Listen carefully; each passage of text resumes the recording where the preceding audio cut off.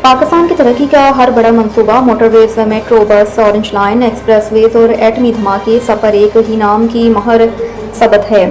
और आज उन्हीं की तरक्याती रवायत को आगे बढ़ाते हुए वज़ीर आला पंजाब मरियम नवाज शरीफ ने साहिवाल में इलेक्ट्रिक बस मंसूबे का शानदार इफ्तिताह कर दिया। साहिवाल रीजन को 62 और शहर को 30 जदीद एयर कंडीशनड बसें दी जा रही हैं। ख़वातीन, तलबा, बुजुर्ग, शहरी और खसूसी अफराद इन बसों में मुफ्त सफ़र करेंगे, जबकि आम शहरियों के लिए किराया सिर्फ 20 रुपये मुकर्रर किया गया।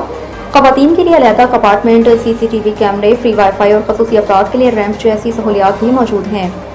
वज़ीर आला ने कहा कि छोटे शहरों को तरक्की देना उनके मिशन का हिस्सा है और बड़े शहरों से पहले साहिवाल को ये सहूलत देना उनकी तरजीह है। मोहब्बत भरे अंदाज में उन्होंने साहिवाल दरअसल हमारे लिए भाईवाल है। इसी तकरीब में उन्होंने इंटरनेशनल कार्डियक सर्जरी की आगाज़ और DHQ अस्पताल में कैथ लैब, एंजियोग्राफी और एंजियोप्लास्टी की सहूलियात का भी ऐलान किया, ताकि दिल के मरीजों को अब इलाज के लिए दूसरे शहरों का रुख ना करना पड़े।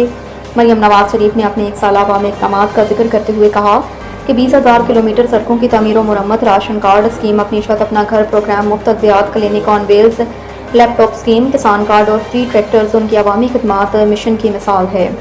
सैलाब मुतासरीन ने उनके खेमों का जब दौरा किया, वहाँ पर एक खातून के घर एक बच्चे की पैदाइश हुई जो कि रिलीफ कैंप में पैदा हुआ। खातून ने कहा ये बेटा पैदा हुआ है मेरा, मैंने क्या नाम रखा है इसका? मैंने पूछा क्या नाम रखा है? कहती मैंने इसका नाम नवाज शरीफ रखा है।